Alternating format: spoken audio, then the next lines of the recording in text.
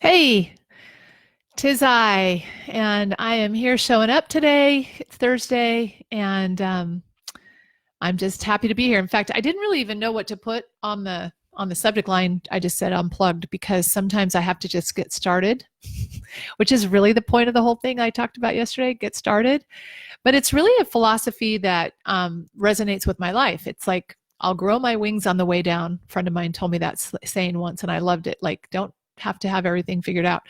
So I'll just start talking about something that is in my awareness, and it might shift to something else as we get going. And if you have anything that you want to say, go ahead and say it. I'll put my glasses on so I can read it. But in the meantime, I'll get started.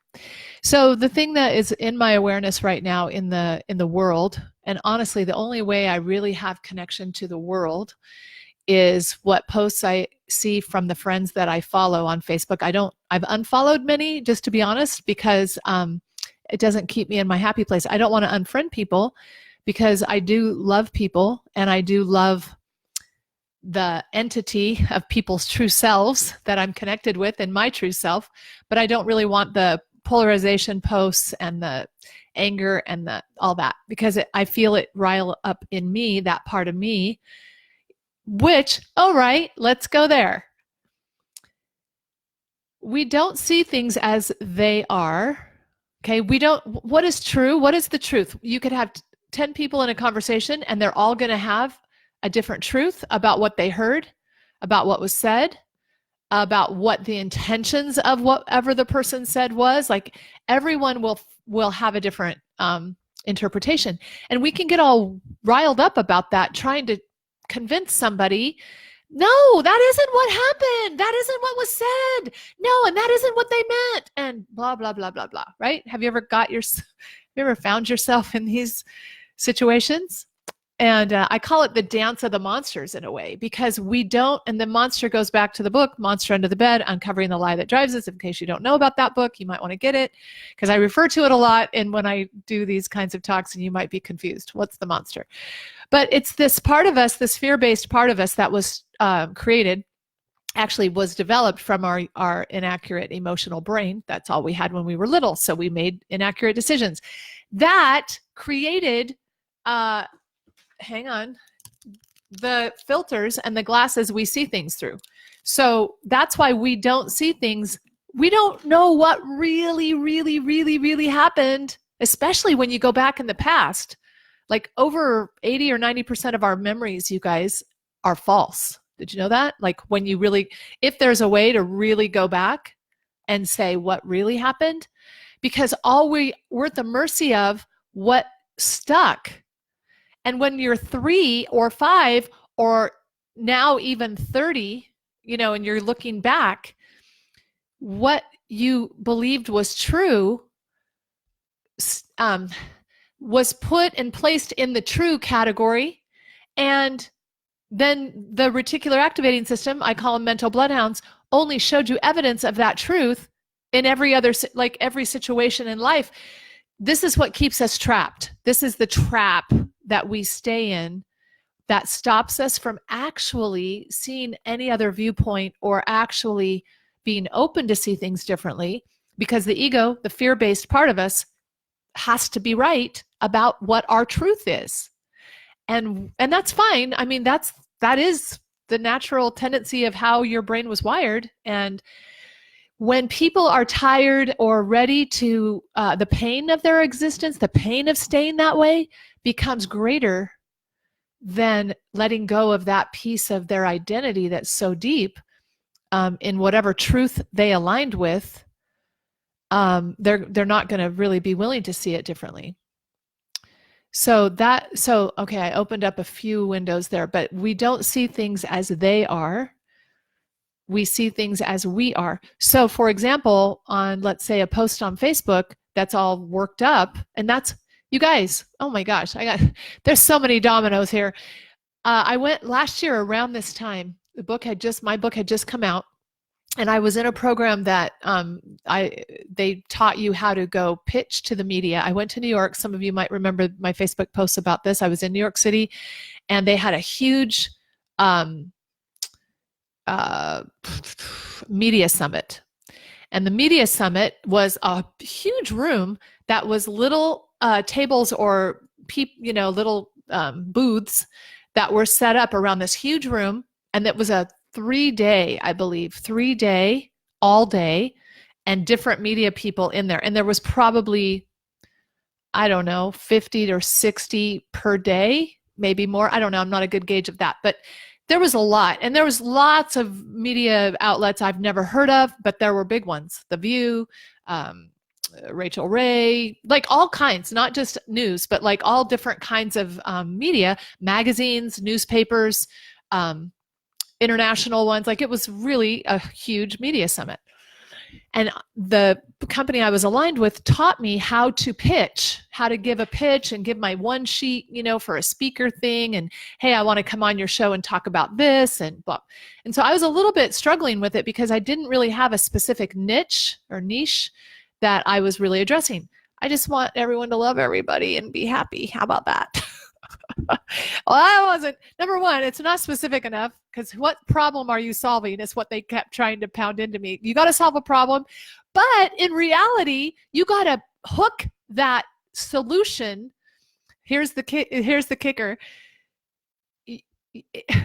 You had to cloak your pitch in something very sensationalistic. Like this isn't a surprise, but honestly, some people think, oh, that's just conspiracy that the media is that way. No, I was proven that it wasn't a conspiracy. It actually, unless you can pitch it in a way that, and I know from the research about your survival brain, why media does this, very flippin' effective.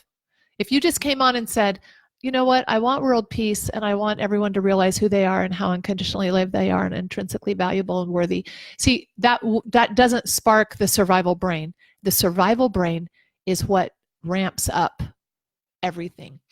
The survival brain, that's how you're going to sell something, because you're going to pitch to, if you pay attention over here, they said, have your hook, the pitch, be something that, this is exactly the example they gave me, that at the commercial break, what they say, stay tuned, come back and find out how, if you don't do these 3 things, you're going to die a lonely, sad death at the mercy of rapists and killers. I don't know. Like, you want it to be this pitch that is so attention grabbing. What does attention grabbing mean? Attention grabbing means your survival brain attention.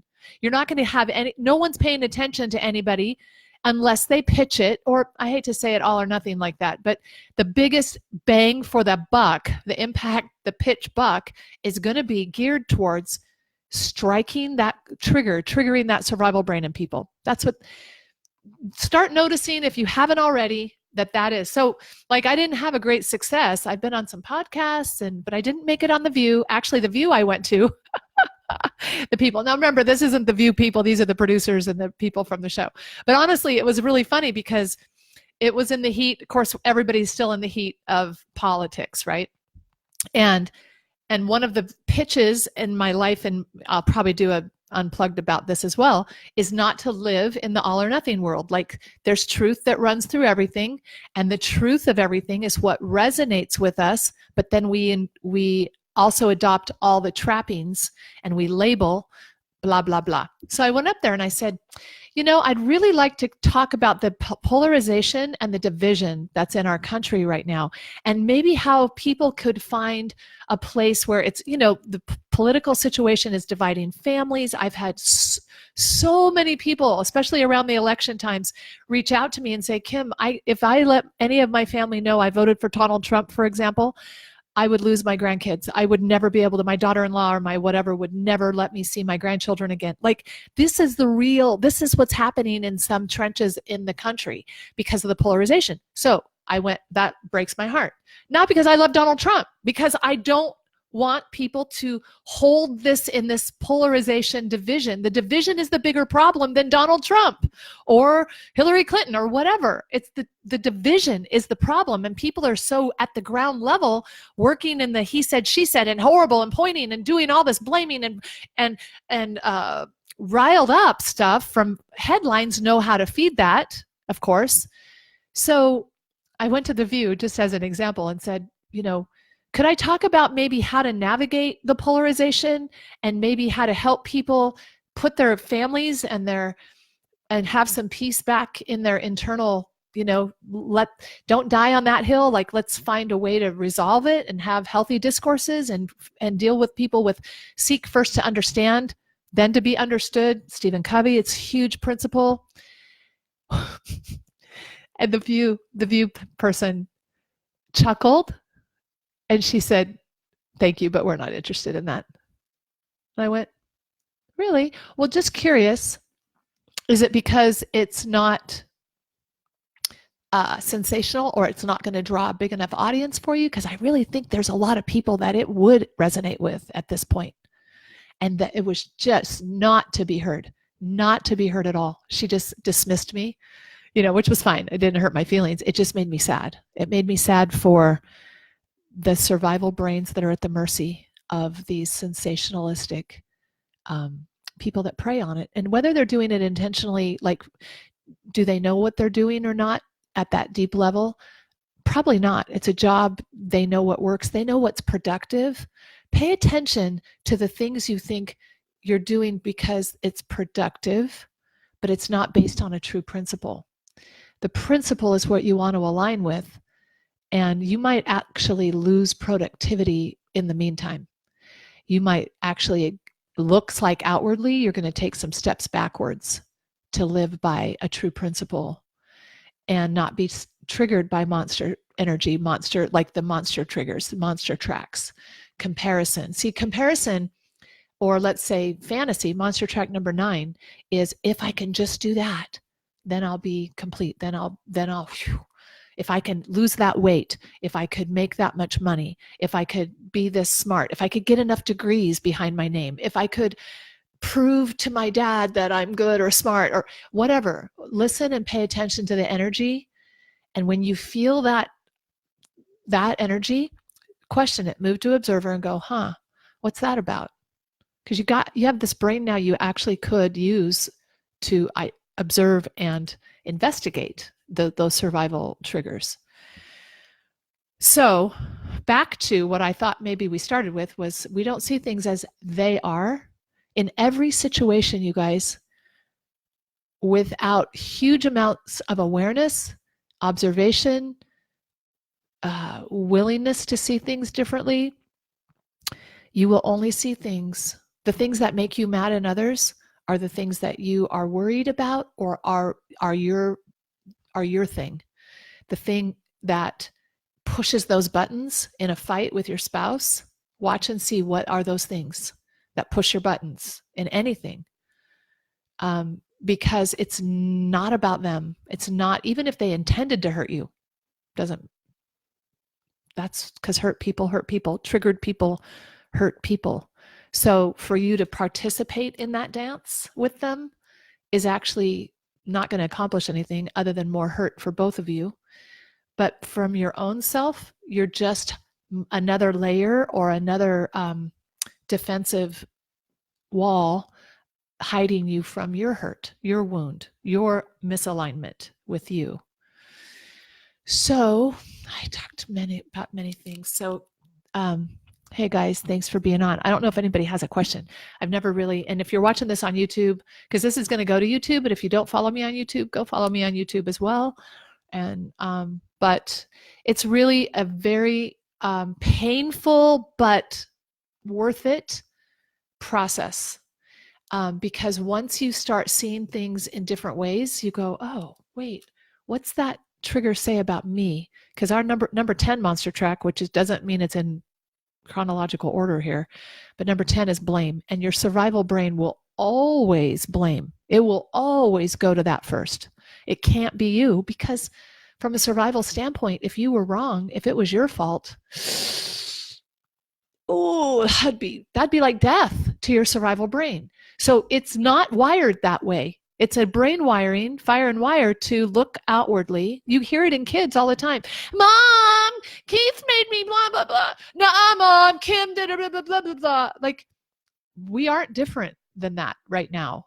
We just sound better because we've been more socially acceptable with our societal norms. We can't act like that. Although I've been in meetings where it sounds very similar to that with adults. But you'll cover it up better and have more logical explanations about why you should blame that person too, which is the other, partner in crime to your emotional brain. So pay attention to your the emotion driving. If it's one of observation and neutrality and seeking first to understand, so in a fight or in you're going to get triggered. You're going to get triggered. Like triggerless life, I think is like what I'm trying to get to, but I don't judge it if I'm not there yet, because when I get a trigger, if my husband says something or does something where I feel immediately, wah, I'm relearning, and I'm so much better today than I was, many years ago. You can actually rewire that, but be grateful for the trigger, because without the trigger, you wouldn't know where to look inside you. Say thank you. Thank you for showing me that's an area. Breathing, I talked about that yesterday. Breathe, because you won't access that place without calming down the survival brain. Anyway, there you go. Thanks for being on today, and I'll see you again.